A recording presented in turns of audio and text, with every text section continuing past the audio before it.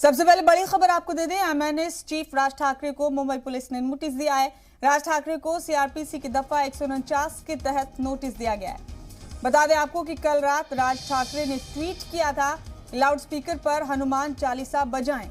उन्होंने लोगों से कहा कि हनुमान चालीसा लाउडस्पीकर पर बजाएं, लाउडस्पीकर पर अजान की मुखालफत करें।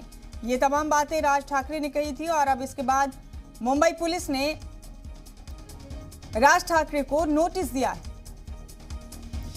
आईपीसी की दफा 149 के तहत राज ठाकरे को नोटिस दिया गया है। आपको बता दें कि कल राज ठाकरे ने ट्वीट किया था कि लाउडस्पीकर पर हनुमान चालीसा बजाएं और अजान की मुखालफत करें, लाउडस्पीकर पर अजान की मुखालफत करें। और इसके लिए तरीका उन्होंने बताया कि लाउडस्पीकर पर हनुमान चालीसा बजाएं।